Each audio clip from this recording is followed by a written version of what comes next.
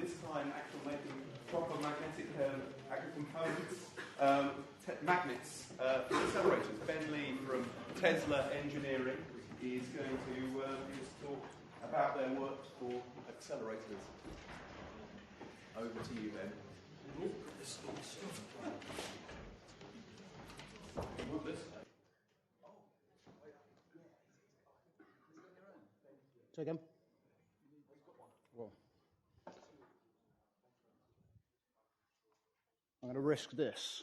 Okay, so to start off this morning, I want to start by thanking Dan for the invite to visit you all today, and also to you guys for turning up to listen to us and what we've got to say.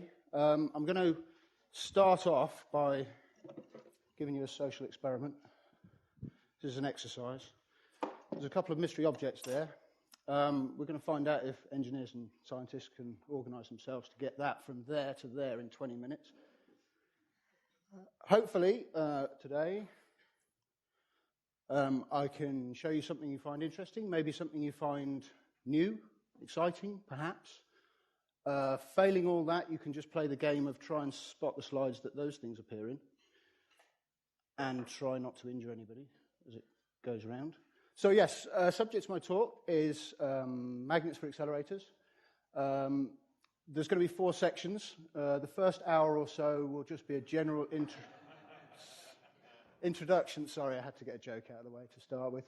Just an introduction to Tesla. Basically, this is going to focus on Tesla, what we do, what we've done, and the exciting bit at the end will be lots of pictures of magnets. I promise you no maths, nothing too complicated. It'll be quite gentle. But to get a disappointment out of the way, before we start, this is not us. This is Tesla Motors. They make excellent motor cars. We don't, which is why I came on the train. So, introduction to Tesla. What do we do? As the name might suggest, we make electromagnets. And when people visit us, I facetiously say, we're in the business of putting current where it's supposed to be. We make magnets, superconducting magnets, resistive magnets, and gradient coils. And those are the little imposters today, because the title of the talk is Magnets for Accelerators. And unfortunately, the MRI boys have inserted some landmine slides in my talk. So they will appear as we go through. Tesla prides itself in being vertically integrated. For those of you who are not familiar with what that term means, we take raw material and make product. So we buy metal, steel, copper, whatever, wire, and turn it into magnets that you guys can put into your beam lines and other people can put into their accelerators and hospitals.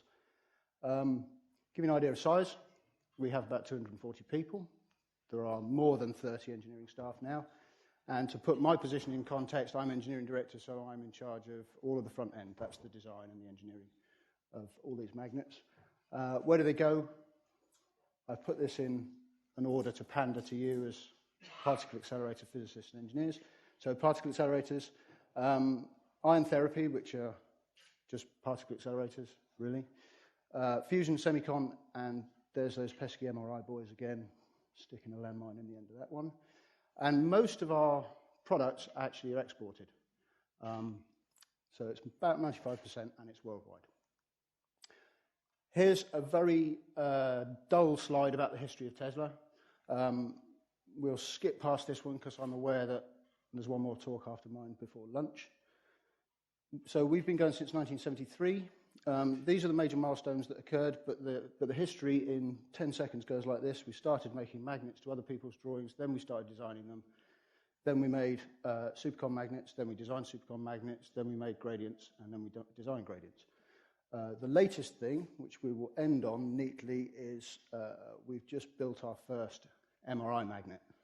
MRI is coming up a lot, I notice, in this accelerator talk.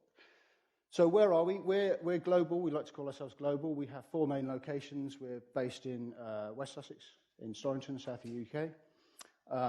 And we also have a small office in China, in Chengdu, just the right-hand pin there, which we use to purchase materials in the Far East where there are cost advantages. But Tesla itself is actually a group of companies. There are 2 other companies in the group. There's Everson Tesla Incorporated, based in Pennsylvania in the States, and they're a magnet and coil manufacturer also, and Futura Composites, based in here, Hoegewaard in Netherlands, and they're a composites manufacturer. And those two companies give us good synergy. Everson Tesla gives us a foothold in the US market, and Futura Composites, we use quite a lot of composite materials in the products that we build, and we also ship kits to them for them to make gradient coils for MRI. MRI again.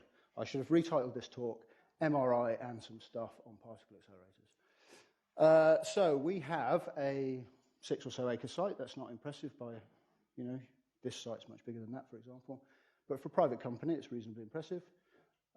3,500 square meters, as I've mentioned, 240 employees, vertical integration, and we have lots of kit to be able to make stuff. So we have a full machine shop with more than 40 people running 2 shifts, big cranes, and the big sort of blob in the middle of that picture is a new factory that was opened recently. This is what an existing factory looks like, making gradient coils for MRI, again. And this is what the new factory looks like, which was opened last year, and this is a little over 20,000 square feet, he said, neatly jumping from square meters to square feet. And that one is dedicated to the production of superconducting magnets. And we'll see some of those as we go through. So, here's the kind of sucking eggs slides. Magnets for accelerators. There's a picture on the right of an accelerator showing the magnets. Everybody, I guess, has seen a diagram like that. Everybody, I guess, is familiar with what magnets do, but a quick recap. We'll see dipoles, which are used for bending beams. We'll see quadrupoles that are used for focusing beams. And so on and so forth. You can add poles as far as you like, and then you can make wigglers and undulators and all sorts of other exciting things. So what we do is make electromagnets. And when I look at an electromagnet, I see 4 systems. You can break it down into 4 things. The primary function of an electromagnet is to make field of the right shape in the right place at the right intensity. But there are also thermal systems. There's always heat somewhere, and you have to move that around. There are also electrical systems, unless you're using a permanent magnet, in which case they're not really electromagnets. And there are also mechanical systems, so the thing has to hang together. Now, for most accelerator magnets, that's not such a big deal. That primarily comes down to accuracy. But for high-field MR magnets, magnetic forces become significant. All 4 of those systems are interrelated. You can't really separate them. And there's a kind of facetious line on the bottom there that you can't really cheat physics, although some people who have a go at designing magnets and building them assume that perhaps you can bend the rules a bit. That usually hurts. So when we're looking at designing an electromagnet, and the reason I'm giving you all this sort of basic stuff is to put into context the rogues gallery that's coming up shortly, we look at what field we want, including purity, what field shape do we want, and then we move on to the sort of practical stuff of, are we going to have a yoke, are we not going to have a yoke, are we going to make it superconducting or resistive? And there are sound physics reasons behind choosing one or other, but I'm going to skip over that and just go to the pictures. If we're going to have a superconducting magnet, how are we going to cool it? Cooling a superconducting magnet is one of the biggest challenges, keeping things cold. Obviously, if you get down to low temperature to me is kind of 4.2 K. I know you physics guys get down to millikelvin and other exciting regimes. But even at those low temperatures, it's actually very difficult to extract heat. So one of the key tricks is to prevent the heat going in the first place. If you've got a resistive magnet, obviously you're going to generate heat. And there the trick is, okay, what are you going to do with it? Where are you going to move it around to? How do you get rid of it? It's worth saying also that the beam can produce significant heat loads of its own. Do you have solid or laminated yokes? Again, there's pros and cons to those. A solid yoke is easier to machine and control the shape of. A laminated yoke is easier to build a complex curved shape, and you can build shapes that you can't machine. How many parts do you want to make your yoke out of? 1 is most stable. 2 for a dipole is easier to build around a beam pipe. 4 for a quadrupole is convenient but less stable, etc. What materials do you choose? And what sort of tolerances do you want? And I say want there because frequently people put tolerances on drawings of magnets that they want as distinct from tolerances that they need. And the last line there just indicates a consideration that everybody is subject to. We heard it in several of the talks so far, but cost is an issue. And I say, what tolerances do you want rather than what tolerances you need, because what you want is more expensive than what you need, generally. So, what do we do? Essentially, make all of that stuff on the previous slide happen. Landmine slide. Here is a gradient coil, in case you didn't know what a gradient coil looked like. It's a picture showing the windings inside a gradient coil. If you've seen a gradient coil, generally the most frustrating thing for us is if you see one, it just looks like an epoxy glass cylinder. It's generally just white, cylindrical, it's dull. Inside is where all the exciting stuff happens. That's also where all our intellectual property is, and so we don't like people to see it. So moving on. Obviously, if you're going to design a magnet, you use the industry standard magnetic design tool, which is Opera. Here's some images showing analysis of what we call a skewed solenoid. Interesting magnet system on the left. That's actually to produce a transverse field across a cylinder. And on the right is the whole system, including its shielding, where we're looking at stray fields to see how it might affect the rest of the machine.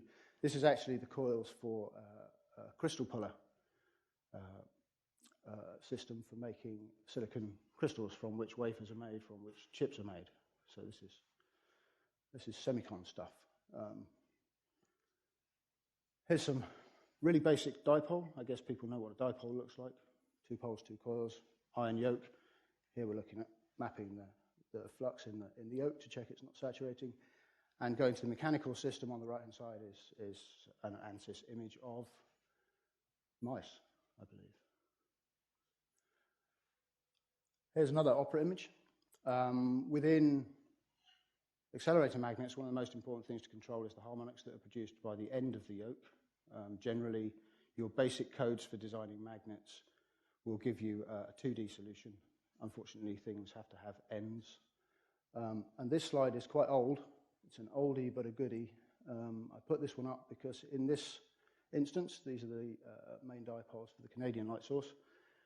We designed the chamfers on the end of the pole that create the harmonics and got it right first time. And that's why it keeps coming up in every presentation that we've done since we did that.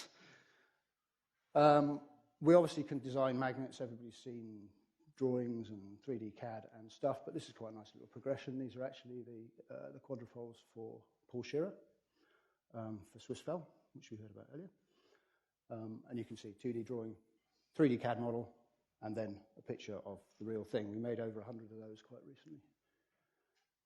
Vertical integration I mentioned earlier. That means taking big lumps of stuff and making it into useful product. Stuff for resistive accelerator magnets means iron and copper, generally. True vertical integration means buying iron directly from the mill. So we buy iron in lumps up to 16 tons, complete with mill scale and bird droppings and bits of hedge sometimes. And then cut it up using various machines. On the left is just a flame cutter, and on the right is a picture of one of about 16 or so CNC mills that we have on site. That's what keeps our 40 machinists busy. Turning big lumps of metal into medium-sized lumps of metal and very expensive, very small pieces of metal, which we throw away. The other half of a magnet, obviously, is the coils. 2 pictures here of coil winding of various scales. On the left, there's a very small octopole coil, actually. And whoever says, that's what I've got in my hand, it's about there, gets a prize. The people in the back of the room, it's a bit unfair, you haven't seen it yet. That's actually for LHC. And on the right is a more standard copper coil. Doesn't look like copper because it's wrapped in dry glass, which is what we use to insulate before we vacuum impregnate with epoxy. And the coil on the right is actually one of the storage ring quadrupole coils for diamond. So that's small and medium. Of course, we do large as well. Large on the left is an MR magnet being wound, so that's superconducting on the left. And on the right is also superconducting. And the prize goes to whoever said that's what that is. Because that, in your hand, is the conductor. Now, normally when you wind a coil, what you do is you apply tension to the conductor and wrap it around something of the right shape. Anybody who wants to have a go at bending that, knock yourselves out.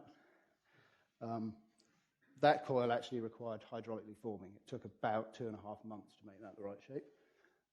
And we'll see in a few slides' time what that is. So, you can read this, I was going to say you can read this paper at your leisure, but it's so fuzzy you can't. I mentioned about the CLS harmonic optimization with pole chamfers, and I said that that slide comes up because we got it right the first time. Here's a slide that shows a paper that explained what you do about it if you don't get it right first time. Every single one of the storage ring quadrupoles for Diamond was optimized for harmonics. Having measured it, we then remachined every yoke to tune the harmonics. And I think that might have been the first time that was actually done on such a scale. So, that was the dull bit, and now some fun. How are we doing for time, Dan? We've got about another 5 minutes of talking. Okay. About 15 minutes late overall the program. I'll see if I can catch us up. Accelerators rapidly towards lunch. So, just some pictures now of examples of things what we did. Here's a classic H-shaped laminated straight dipole, which was for Linac at CERN. You can see the basic features, the iron yoke and the copper coils. Here's a curved one. This is a C-shaped dipole for Sesame. And in fact, this dipole is what we would call a combined function dipole. The pole gap is not parallel, so it actually produces a small focusing effect. We've just completed that contract. There's those PSI quadrupoles. We made, as I say, over 100 of those. And the keen-eyed amongst you may have spotted that although it has 4 poles, it has 8 coils. And that's because that's also a combined function.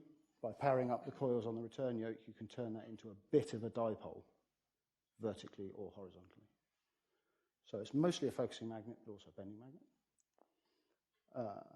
Here's the M9 quads for Rutherford, which have the most bizarre-looking poles I've seen on a quadrupole because they're circular. They kind of look like VW hubcaps to me, but there you go. So we did a bunch of those. And here's Diamond. I promised Nigel that Diamond would occur in this talk at some point. I couldn't find a picture of you, unfortunately, otherwise I'd have put it in. But so here are the storage ring quadrupole magnets for Diamond. And on the right, bottom right, is an interesting picture, if only because the Diamond quadrupoles didn't have iron all the way around the yoke. So the 2 lighter grey parts are actually aluminium. So the yoke was actually figure 8 rather than a true sort of cross quadrupole. It was that facility that allowed us to actually change the shape of the yoke because we could machine that without changing the field too much, without changing the return yoke too much. Here's a tiny little quadrupole for slack. Notable only for 2 features. The bore of that is only 7 millimeters. And somebody was talking to me earlier about requiring 10 micron accuracy on pole profiles. That pole profile and symmetry is accurate to the 10 micron range, but only because it was cut after assembly. That's how you do it. And that's a wacky quadrupole because it's mounted on a bearing and rotates. So you can turn it into a normal or a skew quadrupole depending on what you want. Here's a picture of Emma. Emma, we did all the quadrupoles for Emma, and these are, I guess most people are familiar with Emma, but these are quadrupole magnets that actually aren't really quadrupoles. Emma's a bit wacky because you only ever use one side of the aperture, so effectively they're gradient dipoles. So you can call those gradient dipoles with a wasted second half, or you can call them quadrupoles where you're only using half the capacity. So that's a whole ring there with no dipole magnets, just quadrupole magnets. So, some other things. On the right-hand side is a magnet system we make for proton therapy. So this is the main magnet for a synchrocyclotron that produces 250 MeV protons. It's an niobium tin magnet, runs at 4.2 K, and is mounted. Let's see if this works. Wow. It's mounted there in this gantry that rotates around the patient. So a little bit of homework for you to take away is the way that recondensing supercon systems work that are cooled with liquid helium is by circulating liquid helium. Liquid helium is cooled and drops to the bottom, boils, vapor comes up, heat is transported. It's identical to your central heating system at home, but a bit more expensive. That magnet system is mounted on the gantry and has to work even when it's turned upside down. We have a patent on that, but basically it's a way of making anti-gravity. It's not really. So here's a bending magnet for an X-ray therapy machine, another kind of therapy. And the first few talks this morning, getting ahead of myself, concentrated on the science and physics and particle accelerators for research. Some of what we do is actually industrial and quite a lot of medical applications. So you've seen proton therapy. Here's some X-ray therapy magnets. And here are some magnets for carbon therapy. I promise no equations, but there are a couple of graphs, nice graph of a Bragg peak. So we made the dipole magnets here for HiCat, which is the heavy ion cancer therapy facility at Darmstadt. And they are there in this accelerator ring. And I thought they were quite big at sort of 24 tons until I found out that this part here is 600 tons. And rotate. Somebody said earlier about building a machine around the patient rather than building the patient around the machine. Here's the patient. A rather insignificant little blob. Here's some more supercon magnets. Left, Asakusa for CERN, which is superconducting sextipole. In the middle, one of the focus coils for mice, which we've heard a bit about. And on the right is a 5 Tesla solenoid for Los Alamos in the States. Had to have a slide about LHC, obviously. It's the big deal, if you like. And we made many, many supercon magnets for CERN, which the little object that's going around is one of. And we finished those, obviously, a few years ago. Hopefully, we will be involved in the upgrades. Here is the test coil, PFCI so-called, colloidal field coil insert on the left. That's a coil with only 7 turns, which is highly unimpressive until you see the size of it. Next to the colleagues doing insertion of it in the machine in Naka in Japan. That's the coil that's wound out of the larger conductor that's making its rounds on the floor. We're also making the electron cooler for ELENA. That's what I say we're making. We're designing and starting to build the electron cooler for CERN. That's resistive and contains solenoids and bending coils and shielding iron and other good stuff. And here we go. Gradient coils for MRI make an appearance. So as I said earlier, I showed you the picture of what the windings look like. It looked quite impressive, and now you see what the customer sees, which looks sort of like a big sewer pipe. It's a shame, really, that it looks so dull. Here's a couple of smaller coils.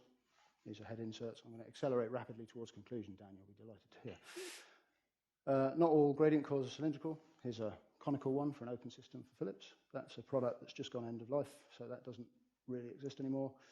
And here's an interesting one which kind of combines gradient coils and magnets, accelerators, beams, and therapy quite nicely. So this is a gradient coil with a gap in the middle.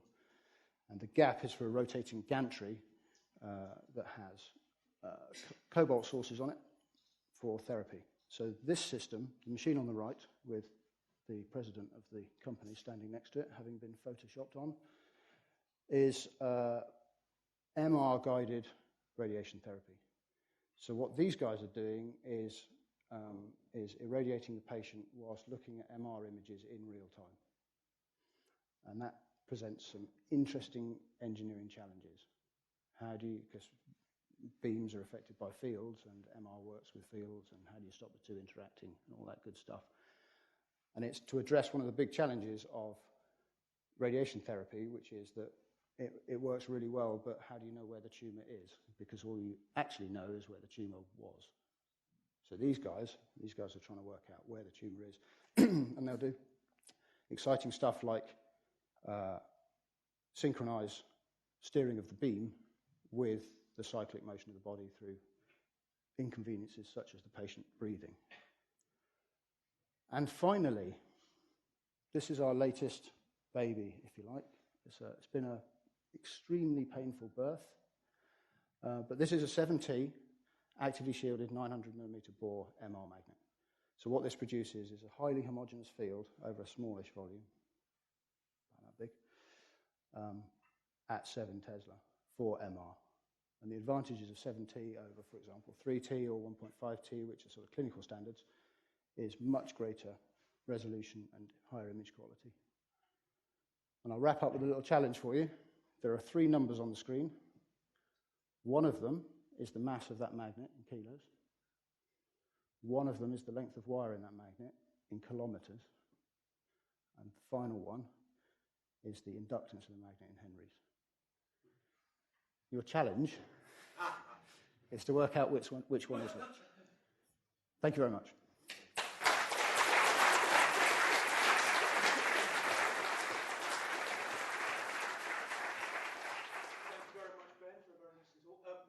One question, if anyone's got one question.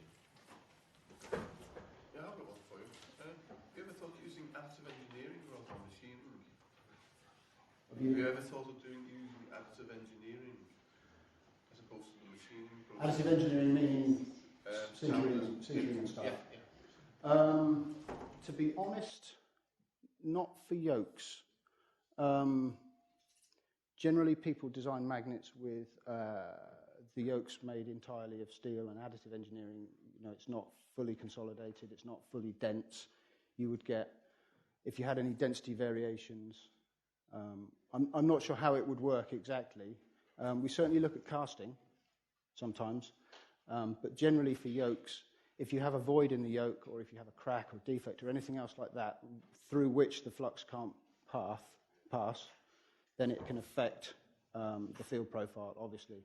And that's why people get paranoid about the quality of the steel for the pole tip. The yoke you can get away with a little bit more because the flux is only going around the circuit, but the pole tip, where the flux is projected into space, if that's got voids or defects or dents in it, it makes a huge difference to the field quality. So I suppose the answer to the question is no. All right then, that's all we've got time for, so thanks very much.